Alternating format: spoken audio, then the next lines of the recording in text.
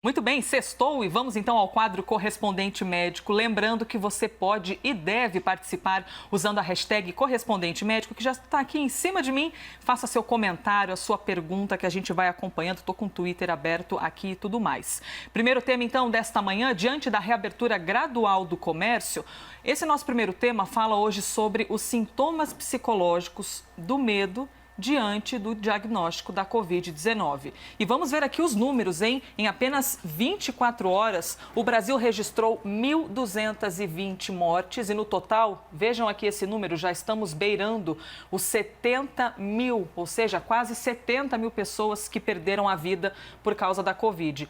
No total, temos mais de 1 milhão e 700 mil pessoas que tiveram casos confirmados e mais de 40 mil casos em apenas 24 horas. O estado de São Paulo segue sendo o epicentro da doença, temos mais de 17 mil mortes, 17.118 mortes, quase 350 mil pessoas que já pegaram a Covid. Então, eu lhe pergunto, doutor, quando a gente observa esses números, apesar de em alguns lugares já mostrar ali uma esperança de que o número vai começar a equilibrar, não temos ainda, quais são os sentimentos despertados nas pessoas com essa possibilidade de infectar-se? Quando a gente olha um número crescente, é natural a gente se preocupar de uma forma muito pesada, né? Lembrando que quando a gente faz a correlação simples entre esses números, o que a gente tem, na verdade, é uma taxa de mortalidade nas devidas proporções e correlações de 4% a 5%, nada muito diferente do esperado. Mas isso impacta a população. A gente está falando de uma doença que não tem vacina ainda, que não tem um tratamento específico e que tem uma mortalidade guardada dentro da sua própria evolução. E a pessoa que fica extremamente preocupada e compreende-se, né, o momento delicado que nós estamos passando, mas até que ponto ela pode se tornar ou despertar sintomas de um hipocondríaco? Porque na hora já vem ali o sentimento, devo tomar alguma coisa, vou me medicar ou não me medico porque esse sintoma pode ser Covid? Elisa, essa doença, ela trouxe não só para toda a população, mas para todos os colegas da área da saúde, um desafio, e sempre a gente volta com a nossa forma de pensar para dentro do raciocínio clínico que é ensinado dentro da faculdade de medicina. Então, eu preciso fazer uma anamnese, que é a conversa com o paciente, eu preciso examiná-lo e eu preciso, então, antes de dar um diagnóstico definitivo, mesmo que seja a minha forte suspeita clínica, elencar as possíveis doenças relacionadas, como, por exemplo, o indivíduo tem uma síndrome gripal, é mesmo coronavírus? Pode ser um quadro alérgico? Pode. Ou então, pior ainda, frente a toda essa fragilidade emocional que a população acabou se encontrando, pode ser uma hipocondria? Então, a pessoa sentiu um pouco de dor de cabeça. Vai lá, teve um episódio de uma temperatura mais alta no corpo que não chegou a exatamente detectar como sendo febre.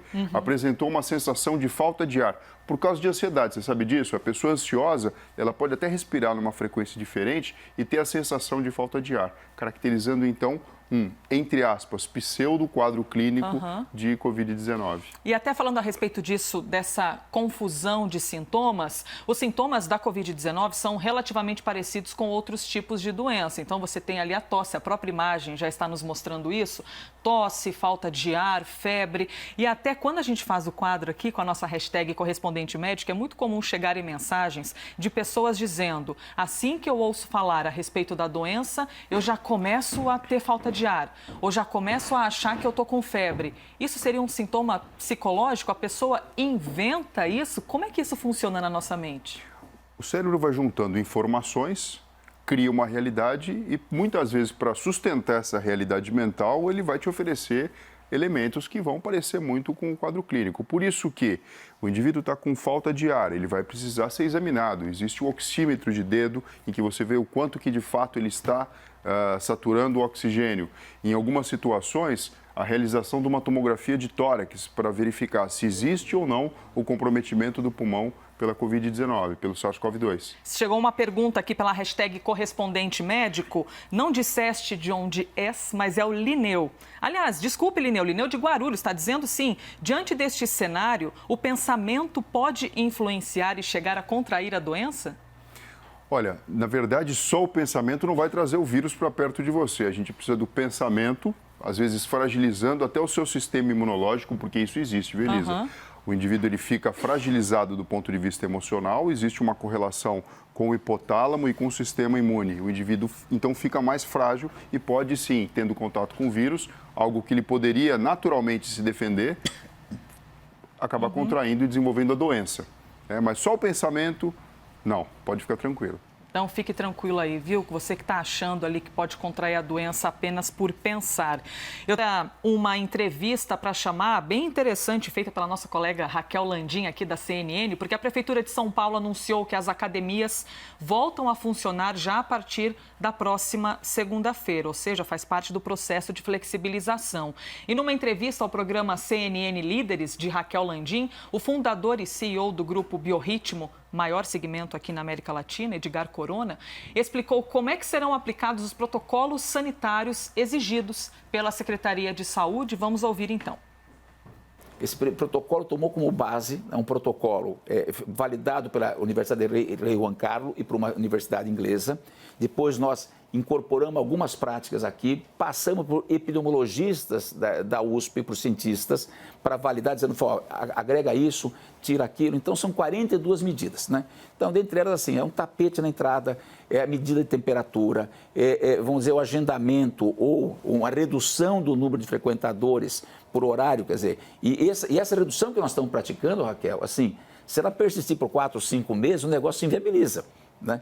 É assim que a gente entende que, nesse primeiro momento, a segurança do nosso consumidor ela é fundamental. Então, a gente vai começar operando com prejuízo, mas com o máximo de segurança. É um trecho do programa CNN Líderes, programa de entrevista de Raquel Landim. Doutor, eu lhe pergunto, se por um lado tem o benefício do exercício, e deve ter um montão de gente com saudade de poder frequentar a academia, por outro fica aquela mensagenzinha aqui, né? E se eu me infectar? E se eu for conquistar a minha saúde física e também mental, porque reflete, e aí voltar para casa contaminado? Então, como lidar com isso e o processo de segurança dentro da academia? Bom, ponto passivo, que é super importante todo mundo entender. A atividade física faz bem para o corpo físico e faz bem para a mente e estimula o sistema imunológico. Isso é um fato. O protocolo é novo. Você viu ali que ele falou mais de 40 itens diferentes. Provavelmente, quem já treinava e vai voltar agora à academia, vai notar que todo o fluxo vai estar diferente. Então, assim, existe o risco de uma contaminação se alguém tiver com coronavírus naquela situação? Sim, existe. Mas quando um protocolo sério é montado, estruturado de uma forma racional, esse número reduz bastante. Como a gente falou, a utilização de máscara, bem utilizada mesmo, em todos os ambientes, faz com que a redução da contaminação chegue até 40%. Esse número não é pequeno, não é 100%, mas é um número que tem relevância dentro do racional epidemiológico. Agora, um ambiente de academia bem organizado, isso implica, sim, numa segurança adicional. Lógico, 100% não existe. E tem gente que diz assim, coisa chata usar máscara e fazer exercício, eu não consigo respirar, e aí vai lá e faz exercício sem a máscara. Aí é a própria pessoa que já vai estar trazendo para ela mesma a possibilidade de um contágio.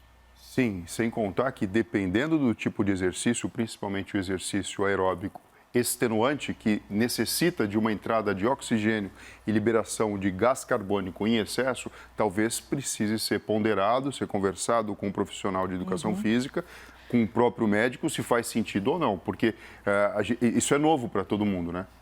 Pois é, um ambiente novo, nosso novo normal. Hashtag correspondente médico, recebemos uma mensagem aqui que traz uma provocação, né? Uma reflexão para a gente. É do Wanderson Marte, que é de Itaquaquecetuba, cidade aqui de São Paulo. E ele fala, devido à irresponsabilidade social por parte de algumas pessoas e à flexibilização de alguns estabelecimentos, isso pode dar a falsa alusão de suposta normalidade e aí banalizar a morte, doutor? Isso pode. É justamente esse desafio, a gente que trabalha com saúde mental, que a gente vê na nossa frente, né?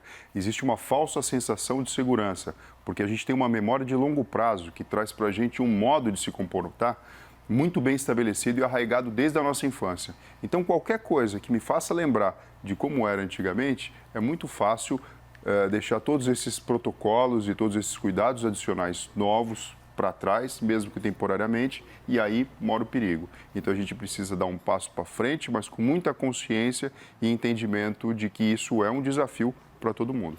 Vamos ao próximo tema aqui do nosso correspondente médico. Participe, é muito bom ter a sua mensagem aqui conosco. Falando agora, doutora, a respeito de estresse pós-traumático. Não só da Covid-19, mas do que tem acontecido também no Brasil e no mundo, e particularmente uma notícia muito triste, né, que a gente tem acompanhado e noticiado, o desaparecimento da atriz da série Glee. A polícia retoma hoje as buscas de Naya Rivera, da atriz, e as autoridades locais acreditam que ela possa ter sofrido um acidente seguido de afogamento. O que chamou a atenção?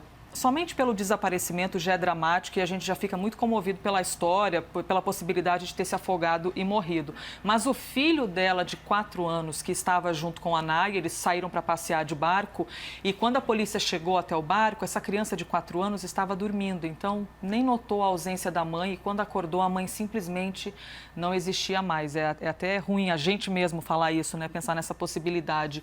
Isso pode afetar a criança? De que maneira ela pode desenvolver um estresse pós-traumático e ainda na vida adulta ter de cuidar disso pela dimensão do trauma? Por volta dos 4, 5 anos de idade, quando a criança começa a ter a linguagem mais bem estabelecida e mais no seu domínio, o processo de memorização dos fatos fica mais eficiente. Então a gente consegue lembrar algumas coisas da nossa infância por volta dessa idade mesmo, 4, 5 anos de idade. O que eu quero dizer com isso?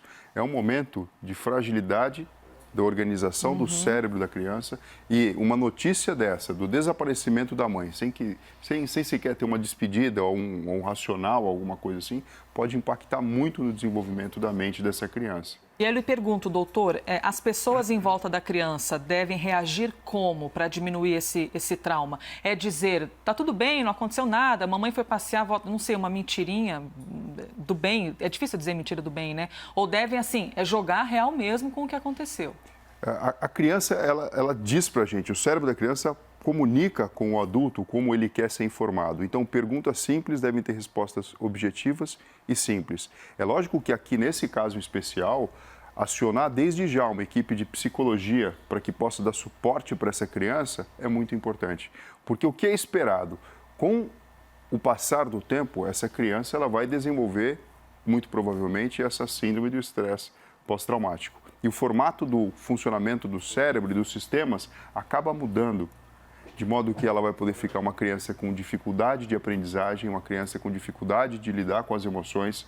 Muitas crianças manifestam com um bloqueio do desenvolvimento neuropsicomotor normal. Então, de repente, chega na escola e essa criança não consegue ser alfabetizada de forma adequada. Inclusive, tem crianças que acabam se defendendo desse estímulo negativo tão forte da vida, como uma manifestação da raiva.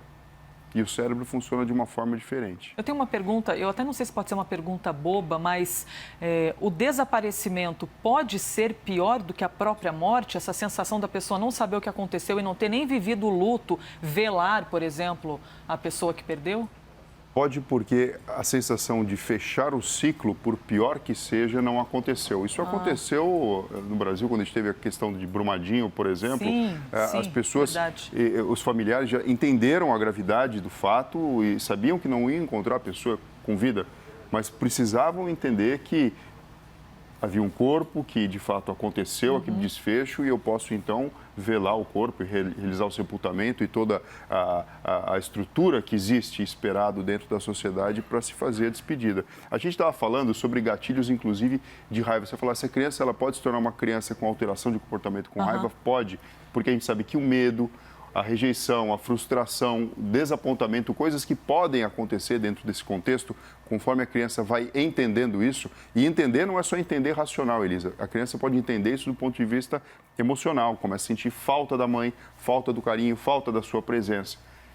Esses pontos estimulam o nosso sistema límbico, a amígdala conversa, mandando informações para o hipotálamo, que impressiona o funcionamento da glândula pituitária, que é a hipófise, a glândula mestra do cérebro, que coordena um monte de hormônio e neurotransmissor, liberando, fazendo com que as glândulas suprarrenais, que são estruturas endócrinas que ficam em cima dos rins, liberem de uma forma mais acentuada e crônica, tanto a adrenalina, deixando a criança mais estressada, como também o cortisol, que acaba sendo um anti-inflamatório hormonal natural relacionado com o estresse. A longo prazo, nós sabemos que o cortisol pode provocar atrofia do hipocampo, que é uma área importantíssima do cérebro dentro do processo da realização e confecção da memória.